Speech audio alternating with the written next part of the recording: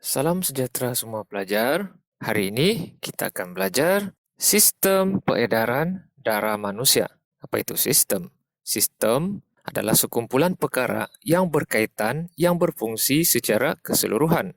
Peredaran ini pula maksudnya laluan untuk sesuatu. Darah pula adalah cecair, biasanya berwarna merah, yang membawa oksigen, nutrien, dan bahan kumuh, yaitu karbon dioksida, dari atau ke seluruh tubuh badan melalui jantung. Manusia pula kita lah.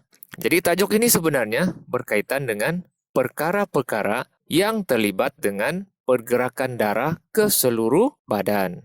Mari kita tengok situasi di bawah. Jadi anak dia ni yang berjambul di depan ni bertanya kepada ayahnya. Ayah sakit kah? Lalu ayahnya pun menjawab, Oh tidak, ayah sedang menderma darah. ini adalah situasi semasa menderma darah. Jadi, menderma darah merupakan amalan yang mulia untuk membantu mereka yang memerlukannya. Perhatikan beg darah ini. Kalau kita perhatikan beg darahnya, darah itu berwarna merah. Mengapa darah berwarna merah? Jawapannya akan cikgu beri di akhir kelas ini.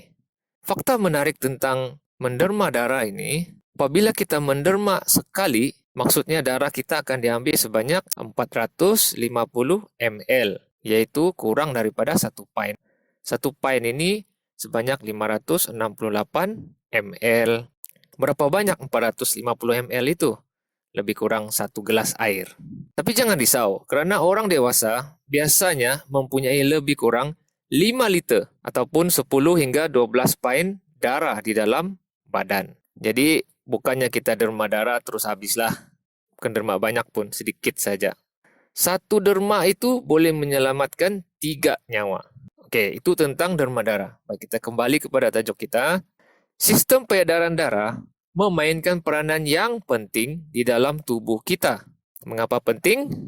Sistem ini mengangkut oksigen, nutrien, air, dan bahan kumuh seperti karbon dioksida. Bahagian utama yang terlibat dalam sistem peredaran darah manusia ialah jantung, salur darah, darah, dan peparu. Lalu Cikgu Hawa pun bercakap, Mari kita lihat fungsi bahagian utama yang terlibat dalam sistem peredaran darah. yang pertama, jantung. Jantung, Ialah organ yang mengepam darah ke peparu dan ke seluruh bahagian tubuh. Organ itu ialah bahagian dalam badan kita lah yang ada fungsi tertentu.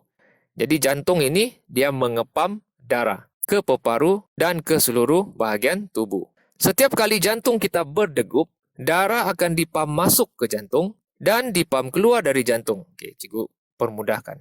Setiap kali jantung itu berdegup, darah akan dipam masuk ke jantung dan dipam keluar dari jantung. Maksudnya serentaklah tu. Kemudian, jantung mempunyai 2 bahagian. Bahagian kiri, bahagian kanan. Bahagian kiri mengepam darah yang mengandungi lebih oksigen ke seluruh tubuh. Bahagian kanan pula mengepam darah yang mengandungi lebih karbon dioksida ke peparu. Okey, cikgu jelaskan di sini ya. Darah dari peparu yang membawa banyak oksigen akan dipam ke seluruh badan. Jantung bahagian kanan ini pula, darah dari seluruh badan yang bawa lebihan karbon dioksida, ini darah dari seluruh badan, akan dipam juga kembali ke peparu. Okey, sedikit info, pernahkah kamu diambil tekanan darah? Tekanan darah adalah ukuran kekuatan yang digunakan jantung Anda untuk mengepam darah ke seluruh badan Anda. Yang kedua, peparu. Peparu kita sudah belajar di tahun 4, yaitu sebagai proses pernapasan dan perkumuhan. Peparu ini memainkan fungsi lagi yang ketiga, yaitu organ yang menjadi tempat pertukaran antara gas oksigen dengan gas karbon dioksida. Maksudnya di sini, darah yang membawa gas oksigen, darah yang membawa karbon dioksida itu akan bertukar di peparu. Yang ketiga, salur darah. Salur darah ini ialah tiub laluan untuk darah mengalir. Salur darah ini mengangkut darah ke seluruh bahagian tubuh.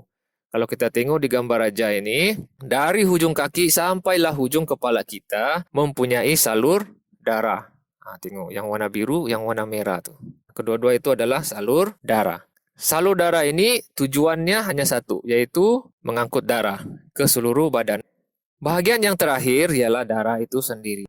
Darah mengalir melalui rangkaian salur darah ke seluruh bahagian tubuh. Darah mengangkut oksigen, nutrien, air, dan bahan kumuh. Contoh bahan kumuh seperti karbon dioksida. Dan bahan kumuh ini disingkirkan di paru. Ini adalah darah yang dilihat di bawah mikroskop. Kalau kita lihat dengan mata kasar, kita nampak cecair berwarna merah. Tapi kalau dilihat di bawah mikroskop, darah ini dia seperti bulatan. Baik, seterusnya, Cikgu Hawa ini bertanya lagi. Jelaskan fungsi jantung, salur darah, dan paru dalam sistem peredaran darah manusia. Baik, Cikgu ulanglah dengan ringkas. Oke, paru, tempat pertukaran antara gas oksigen dengan karbon dioksida. Jantung mengempam darah ke paru dan ke seluruh badan. Salur darah, tiup laluan untuk darah mengalir. Darah mengalir melalui rangkaian salur darah ke seluruh bahagian tubuh, mengangkut oksigen, nutrien, air, dan bahan kumuh, seperti karbon dioksida. Tadi di awal-awal juga ada tanya, kenapa darah berwarna merah? Baik, ini jawabannya. Darah sebenarnya mengandungi sejenis bahan yang dipanggil hemoglobin, yaitu pengangkut oksigen. Tanpa hemoglobin ini, oksigen tidak boleh diangkut ke seluruh badan. Jadi, hemoglobin ini kaya dengan zat besi. Dia banyak zat besi di dalam tuh.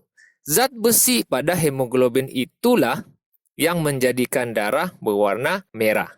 Baik, itu saja kelas kita untuk hari ini. Selamat belajar!